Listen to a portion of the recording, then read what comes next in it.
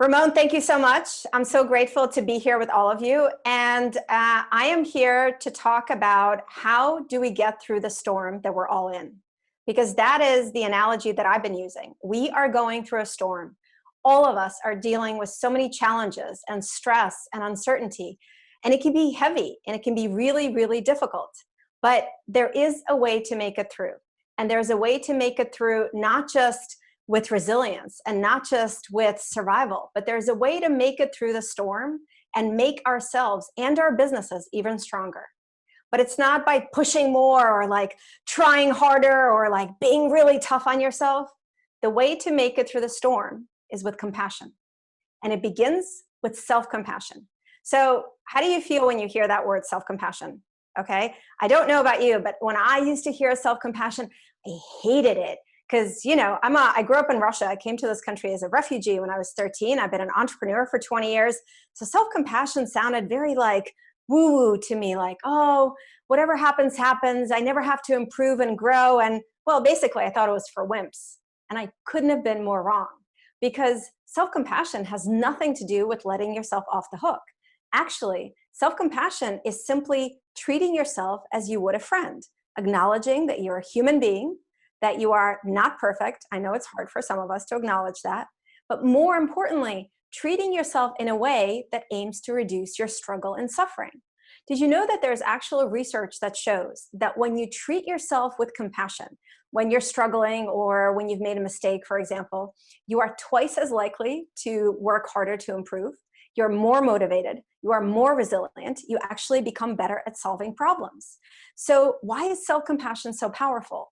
Well, when we're not spending all of that emotional and mental energy beating ourselves up, telling ourselves how we're not doing this enough or that enough, how we should feel a different way, when we're not wasting our energy on all of that, we actually have more of our emotional energy to move forward, to decide what it is we need to do to grow, to improve, to deal with whatever challenges are in front of us.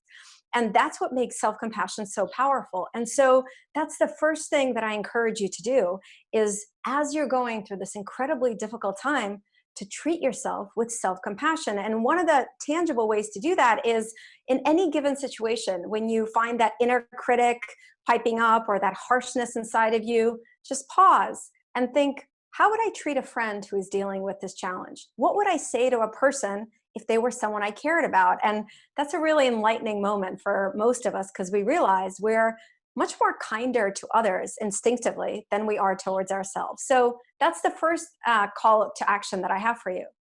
But there's another reason to practice self-compassion, in addition to the fact that it actually helps you be more resilient and it helps you get motivated. And that is the fact that the way we treat others is rooted in the way that we treat ourselves. So if you are harsh towards yourself, it's going to come out in the way that you interact with your coworkers, your business partners, your family and friends.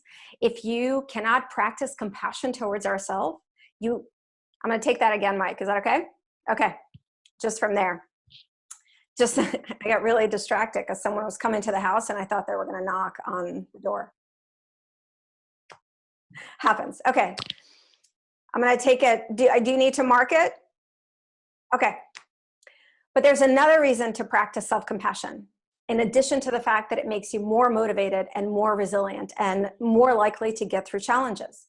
And that is, we treat others in a way that we treat ourselves. So the way that we interact with other people, the way that we bring ourselves to situations involving other people is rooted in how do we treat ourselves. So the relationship that you have with yourself is the kind of relationship that you cultivate with others. So if you are always harsh towards yourself, that's going to seep out in your interactions with your colleagues, your teammates, your business partners, your family and friends. If you cannot practice compassion towards yourself, it's going to be challenging to practice compassion towards others.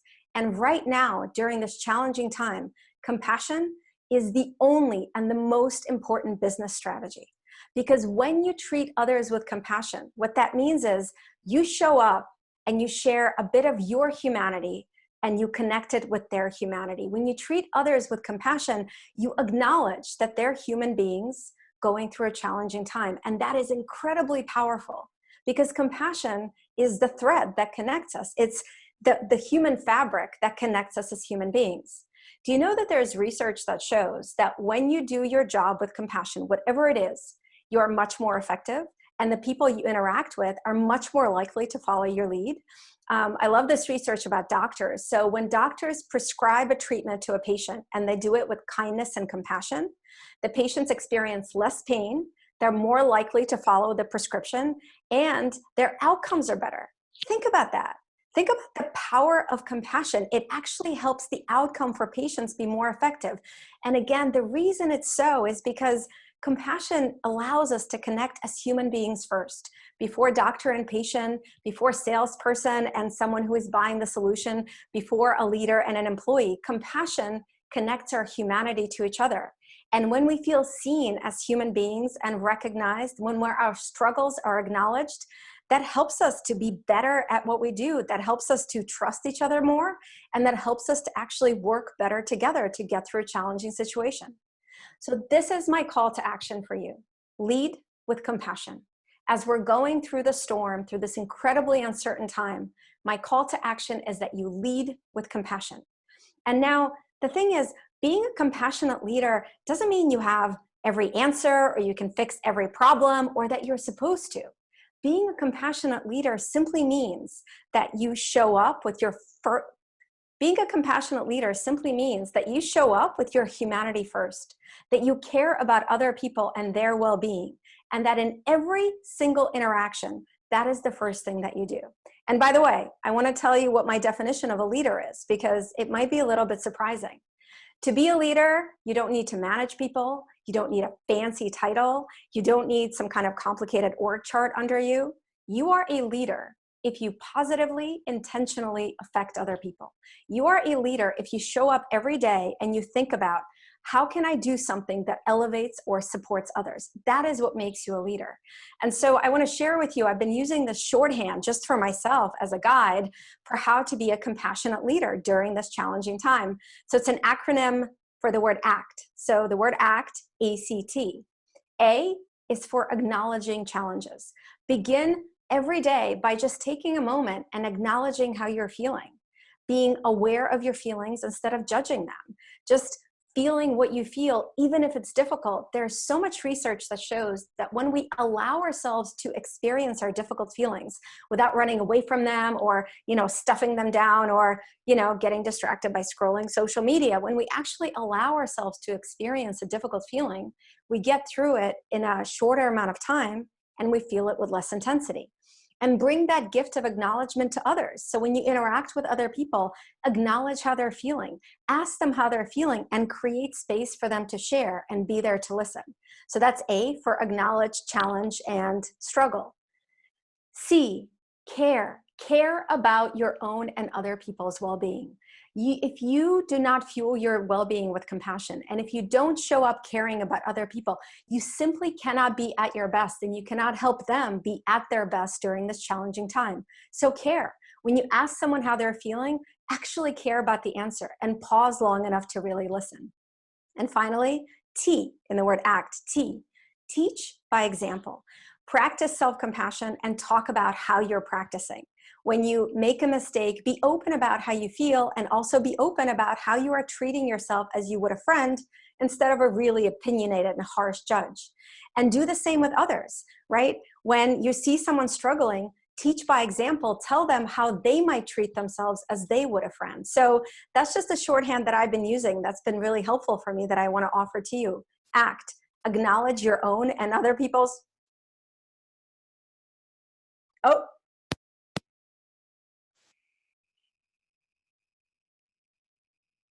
You hear something in my voice? Okay. Okay. No, all good. I can't hear it always. No. Since we have B-roll, this is easy. Otherwise, I would just cough. Yeah. Okay, awesome. Awesome. Okay, good? Sound good? Okay. So this is just a shorthand that I've been using for myself, right? The word ACT, easy to remember. A, acknowledge your own challenges and acknowledge other people's challenges. C, care about your own and other people's well-being. And T, teach by example, by practicing compassion and practicing compassion in your interactions with every single person you meet.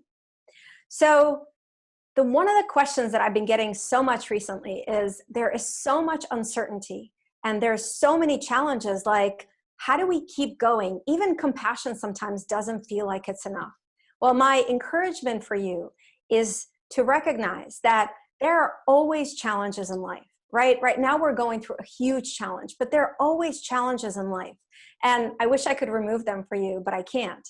But the way that you react to challenges, the way that you react towards yourself when you're going through a challenge can help you remove some of the struggle. And this is why I'm inviting you to practice self-compassion and to lead with compassion, because that's one of the best ways that I know for how to, yes, accept the challenges that are coming our way, but to minimize some of the struggle that we're experiencing. But here's the thing. It might be helpful to think that, okay, I'll just focus on helping other people. Or it might be tempting. I can tell you sometimes I get this thought of, is it really, it feels kind of selfish to care about my own well-being, right? Shouldn't I just be focused on my team or my partners or my family? Well, here's the thing. You cannot give what you don't have. You cannot give to others what you don't have yourself.